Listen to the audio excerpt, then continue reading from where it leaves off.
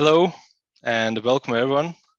Thanks for tuning in today to discuss recent changes in the container trading. With our guest speakers, we'll dive deep into most recent changes in the container supply and demand, how those changes affect prices, and most importantly, how to adjust business operations towards this new changing environment, and of course, what to expect in the future. So just a few key things about the session. So the session will be recorded, so all of the attendees will have the ability, will get the recording in the follow-up email. And of course, we'll have a full question and answering session where we will answer, the guest speakers will answer all of your questions. So you are free to ask any questions and put them into the chat. And yeah, so I think it's a good way to start from the questions to our viewers. So if you could answer in a short way to a question, have you incurred any challenges in today's operations recently? Only yes or no is enough. So thank you for your answers. And I think before we kick off, it's really good it would be really nice to introduce our guest speakers. We will start from Ivan. Hello, Ivan. Hello, Thomas. Yeah, so Ivan is the general manager of Manuport Logistics in Belgium, with a history in global freight forwarding, internal ERP development, and supply chain consultancy. So Ivan was working on optimizations by improving internal efficiencies, developing people, and implementing control towers. So thank you for joining us today, Ivan. Thank you, Thomas. It's my pleasure. Yeah, so good. So, and the second speaker is Rudy de Groot. Hopefully I pronounced it well, Rudy. Yes, hello, Rudy. definitely. Good morning. Good morning. So Rudy has 40 plus years of experience in global transportation, freight shipping, customs regulations, logistics, and internal and global distribution. So today with his great company, he provides many great services to shippers worldwide, and cost saving opportunities and bespoke solutions. So thank you for joining us today, Rudy. My pleasure to be here. Thank you. Great. So, and the third speaker today is Mudasir Khan. Hello, Mudasir. Hi, Thomas. Hi, everyone. Hello. So Mudasir is a senior network development manager and regional coordinator for ECC and ME at Container Exchange. So at this role, he has the opportunity to talk with many CEOs of great shipping companies and to introduce many great solutions of container exchange products. Yeah. So thank you for joining us today, Mudasir. Thank you, Thomas. A pleasure is all mine. Good. So I think let's kick off the discussion, and I would like to address the first question to Ivan. So Ivan, now it's popular among freight forwarders to split the time frame into pre-pandemic and pandemic, yeah, and and now we are seeing some small signs of coming back to normal. So Ivan, what operational challenges did all of those time frames provide? Well, first of all, thank you, Thomas, for asking the question, because sometimes we don't have the time to look back and to stand still with what situations we came from, and this question really gave me the time to reflect a bit. So when I look to pre-pandemic, I think if I'm saying that the general steady rates were more into business than today, I think space and equipment issues were very limited, or not so long standing as it is today. Carrier schedules were more reliable than they were during pandemic. And I think our biggest concern pre-pandemic was the implementation of the IMO 2020. What effect will it have on rate levels, and what will it cause in the general business? So pre-pandemic, business was going quite okay. And then pandemic hit. I think lockdowns impacted a lot of major terminals, which created congestion as a result. I think the equipment availability was impacted heavily by the trade imbalance between Europe and USA, to Asia and vice versa. During pandemic, I think also we had some bad weather, typhoons hitting China, causing delays, congestion on terminals, which impacted all the situations. We had our Suez Channel fiasco, which added extra issues on that perspective. And then on the economic situation, there was a big cargo rush. A lot of importers in Europe and in the US were importing like crazy, which resulted that the equipment was standing on the wrong place at the wrong time of moment. So that was the equipment issue that really was happening. Next to the equipment issue, I think also some space availability was also under pressure because of the IMO 2020 circumstances, where vessels need to be scrubbers need to be installed and so on. So that all together created a major high rise in freight costs, general freight costs, but also congestion surcharge, peak season surcharges. Carriers were cutting free times. It all exploded very much altogether. On the flip side, you think, okay, we're paying a lot of extra money, so at least the service will be good. Even that was a disaster. Poor schedule reliability is something which happened during those times. The carriers were facing a lot of operational problems as well, so they were not able to service the freight forwarders as they used to. They were pushing out more to a digital way of working, where I think they were not 100% ready to really move on that topic. So yeah, pandemic was not a very good situation for all of this. Yard openings, overstack surcharges, name it. I think there is, the list goes on.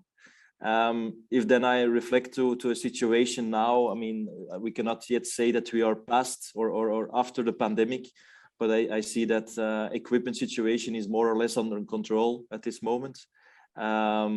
Space issues have resolved. The rates are fiercely dropping, especially on the Asia-Europe trade. It's going very fast. So I hope this will stabilize the market a little bit, and the schedules are returning a little bit more to a reliable acceptance of variance. So yeah, what we are now under the pressure is now more on the energy surcharges, which in Europe it's quite a big topic, and the increase of the personnel costs. So it has switched a little bit more from an indirect impact from the shipping lines and the carriers to internal costs, which freight forwarders need to bear. I hope this covers a little bit our overview from pre-pandemic to pandemic to now. Yeah, good, thank you, Ivan. You know, I think it's really a good history of 2 years, you know, which was seen in the freight forwarding business. And one of the problems you mentioned, you know, not problems, but changes that, you know, the capacity issues going down. And I think, you know, I have a question for Rudy. I know Rudy is one of the, you know, go-to experts when talking about containers. And, you know, earlier during the pandemics, if you had a container, it meant you had a customer, yeah.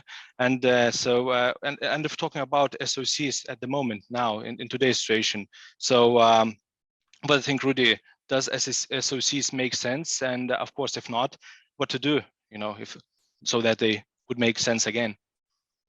Okay, well, first of all, if you had asked me that question 8-9 weeks ago, I would have said absolutely, it makes sense.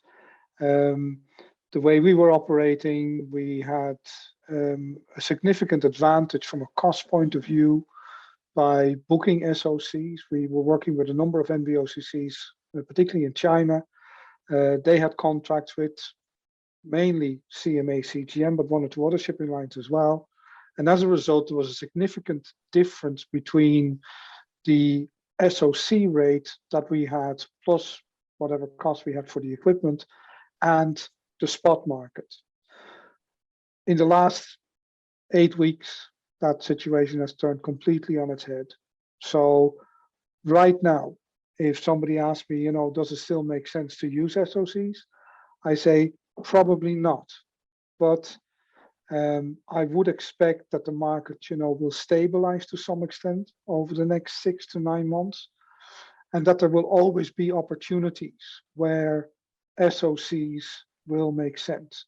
Not to the same extent as they did during the pandemic, but I think there always will be a market for SOC equipment.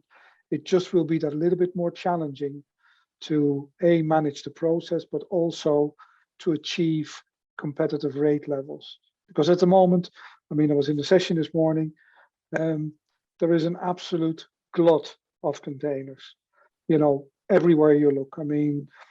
Be it Europe, be it China, be it, the United States, there is an absolute surplus of equipment. So at this stage, the carriers are saying, we need to deal with our own equipment first.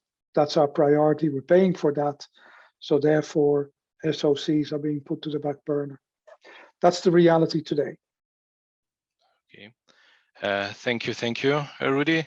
And Mudassir, I think you are one of the specialists. You know all the insights of the market. So what do you think on this topic? So do SOCs make sense in today's change situation, and can freight forwarders use them in their operations, and maybe how to do this, to make some profit out of there? Yeah, thank you, Thomas. Thank you, Rudy, for shedding some light on this question. Well, I would start answering this question first of all, mentioning what this whole pandemic has taught us. I have been speaking to many CEOs of freight forwarding companies who have went out of the market just because of the pandemic, because their 100% volume were on COC. And at some point, every one of us knows that shipping lines were not even giving the slots to small freight forwarding companies in this pandemic. So if your volume is 100% dependent on COC, then you are in trouble basically in this pandemic. And many companies went out of the business, and many companies have lost significant share of their business as well. Just because having no volume dependency on SOC containers. Yeah, so I would say yes, SOCs still make sense to use, especially some sort of your volume should be SOCs in my opinion. I would not say that all over the world SOCs make sense. However, SOCs does make sense in many different ports. So for example, Europe still have a huge surplus of containers. And if your containers are stuck in Europe and you want to move them to China, for example, people are still willing to pay you from their pockets like $400, $500 per 40 feet high cube at the moment, right? So if you are in this situation, use this as a leverage, yeah. And you can also do it directly on the platform itself. So we provide you the platform where you don't have to look for these people. These people are already there. If you are one of those companies who own some containers, or if you are one of those companies who works on these stretches where the deficiencies are there, you don't have to do anything. You just need to see the matches on the platform and do the negotiations with these parties. So in my opinion, I still believe that every freight forwarding company should have at least some volume SOCs, yeah, because this pandemic has taught us, if you don't, then you can be in huge trouble. Yeah, so in my opinion, that's the answer. Thank you, Mudassir. It's a good point here, because every time we need to think about the long term, not only the short term, because one thing what pandemic taught us, that you need to look in the right direction and have a strategy for the long term. Otherwise, you can be in trouble. Good, thank you, Mudassir. And the pandemic has also provided us with some of the market innovations in containers. One of them are foldable containers. I know that Rudy, is quite familiar with that. And so, if talking, Rudy, about the foldable containers, do they make sense today when the capacity is not scarce anymore? I think they still do. let's face it, if, for instance, you're involved with trade, from China to Europe or from China to the United States, it really depends a little bit on your customer base, but also on, what commitments you have to give. At the moment, yeah, you can get containers in China. There's a surplus of equipment there, so making a booking is not really going to be a major challenge using the carrier's equipment. But I would think that SOCs, particularly the foldables, have a little bit more than just the fact that once you have finished with them at destination, you can collapse them and stack them 4 high and ship them as one unit, which obviously, if you think, for instance, containers that that have to move back to origin, now you're looking at one unit, which effectively is 4 containers. I think that is an advantage.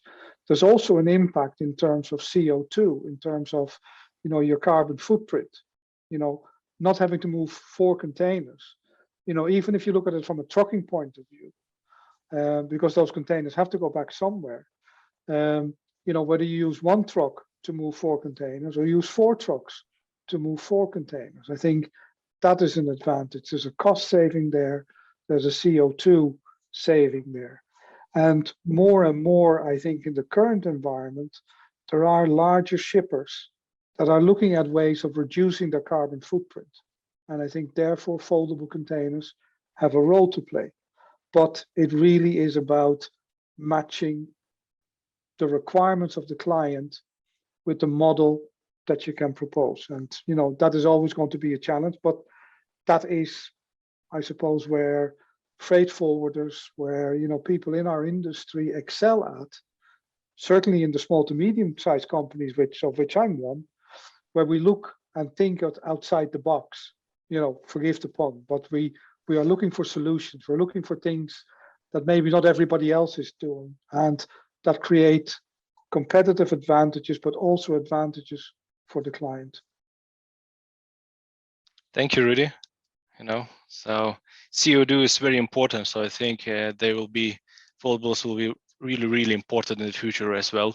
And so I want to direct it to other issues a little bit. So one of the issues which I haven't heard from speakers is the increased workloads of which all the disruptions create a lot of increased workloads. And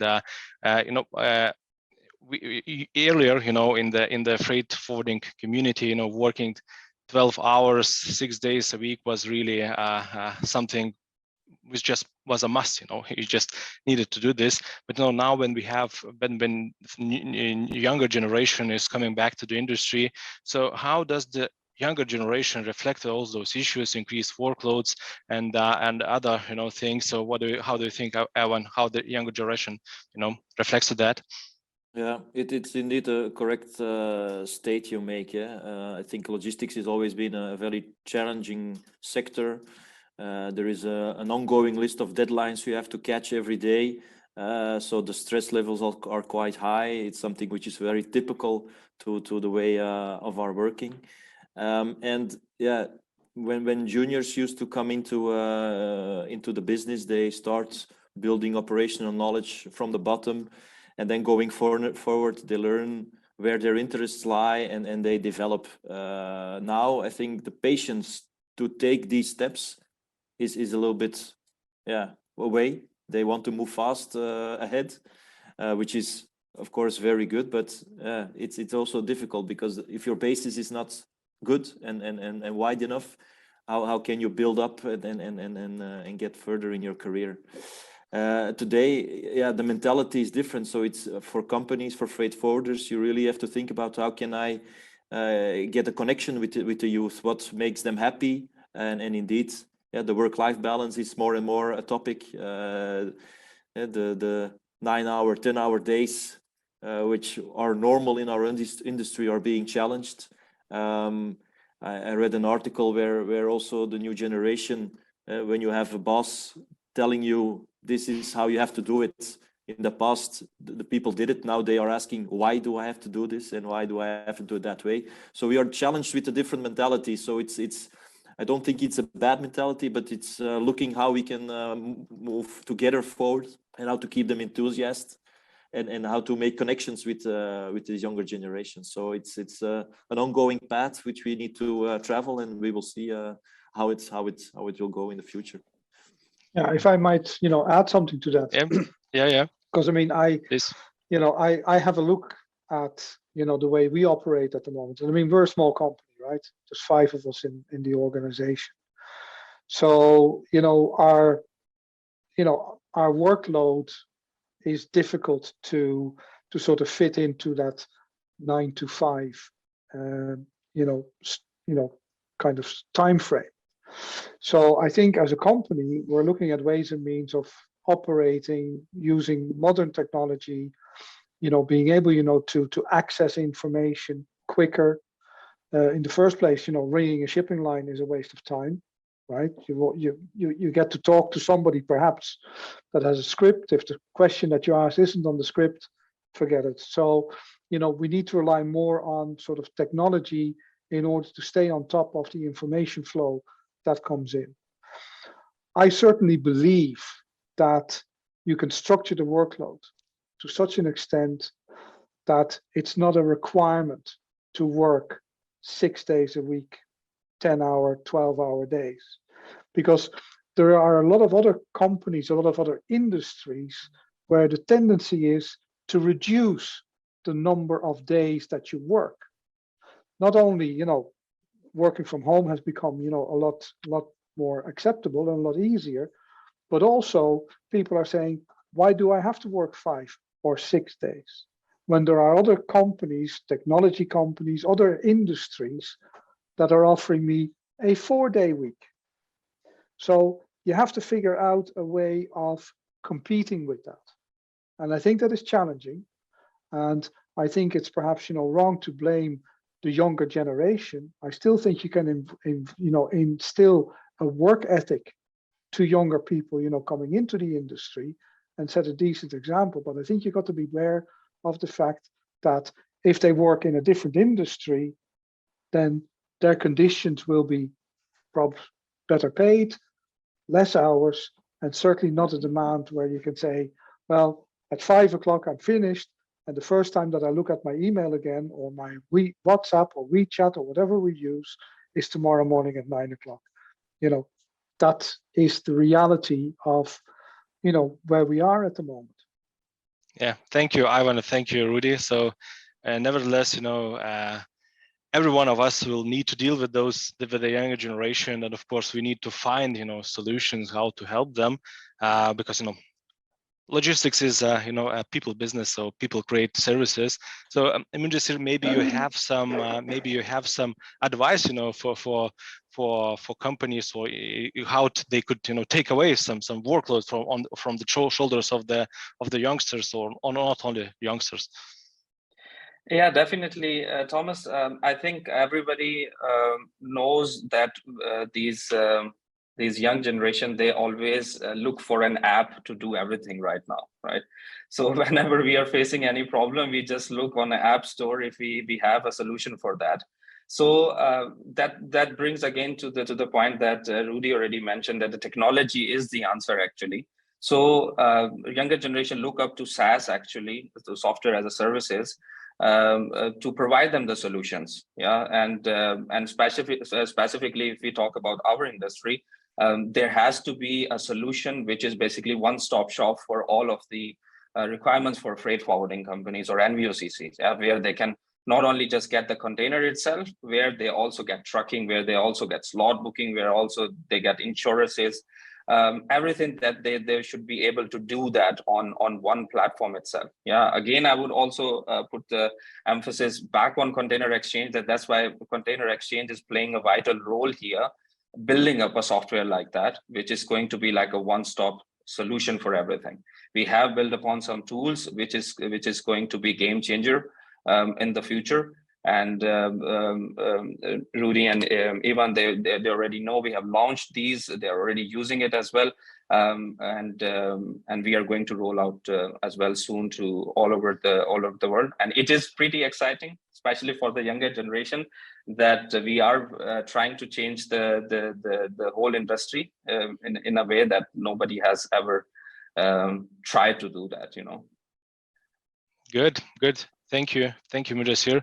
So, and one other operational related question, to Rudy. So, what headaches does the downturn of the market create for freight forwarders? Okay, well, I'm very happy that China at the moment has a week's holiday, because up until last Friday, I would get, if not a daily, often twice daily update with new rates. And in order to stay on top of that, I mean, over the last 12 months, I could probably say to my client, the rate for September is X. Now I have to tell him, today's rate is X. Tomorrow's rate may be X minus 200. It is almost impossible to stay on top of the rate developments. And the challenge, of course, is where I had definitely a competitive advantage and even could compete with Kuehne+Nagel, DHL, TSV, and operators like that. Today, anybody that has an internet connection can go online and get a rate. I mean, my clients go onto the Maersk website, they see a rate of $4,500 and say, that's the rate I'm going to pay you. And you kind of go, right, how am I going to manage that? So that is where the battle is. That is where the headache is in today's market. Anybody, like I said, with an internet connection and that pronounces themselves as a freight forwarder can get rates, and they can get space, and they ship it. They just book it online and there it goes. I mean, a year and a half ago, that wouldn't have been possible. I mean, Maersk would have said, go away, right? But they now use their technology tools in order to attract more business. And in the process, they also are reducing the market. They're bringing the market down. They're probably the more proactive in that respect in bringing rate levels down. And you see it changing from week to week.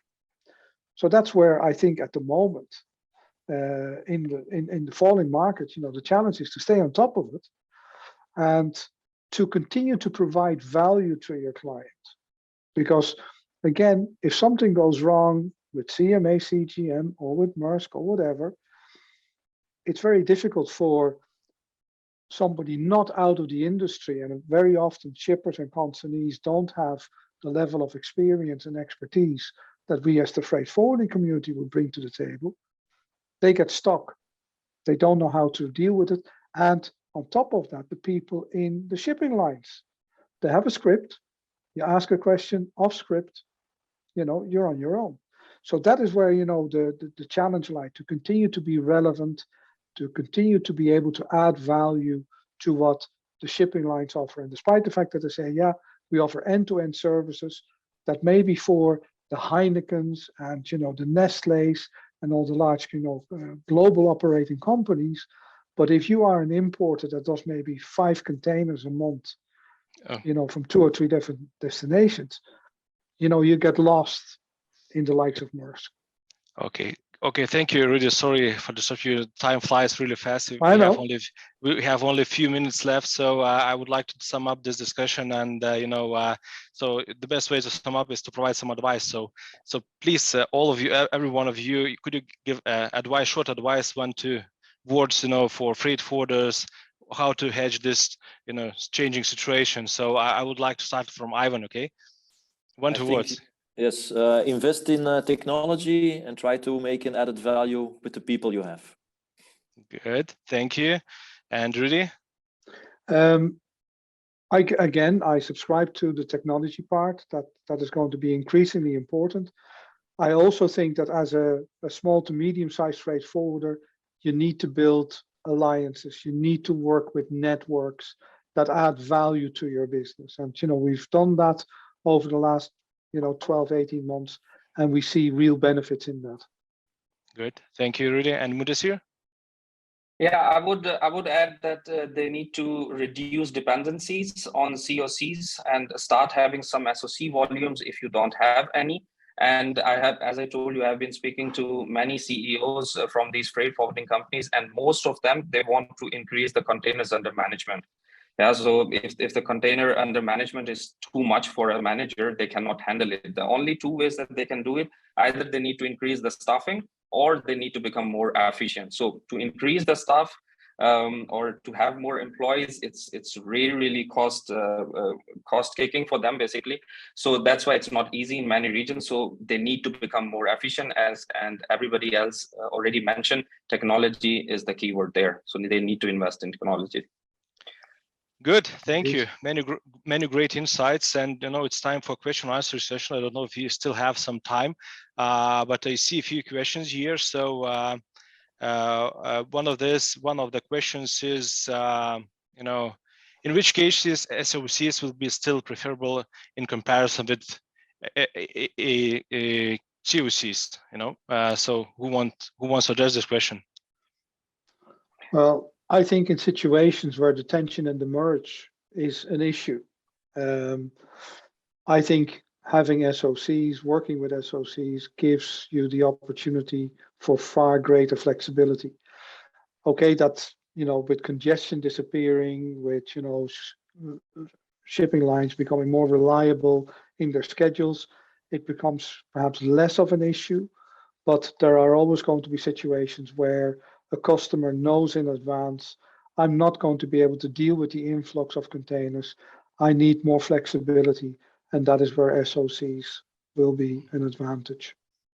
Okay, thank you. I think we don't have time for any questions, but all the attendees who are here, you can drop your questions, and the guest speakers will answer those later, and we will provide you with a FFT file, a PPT file for all of the answers. So thank you all. Thank you, guest speakers. Thank you for attendees and everyone for attending this session.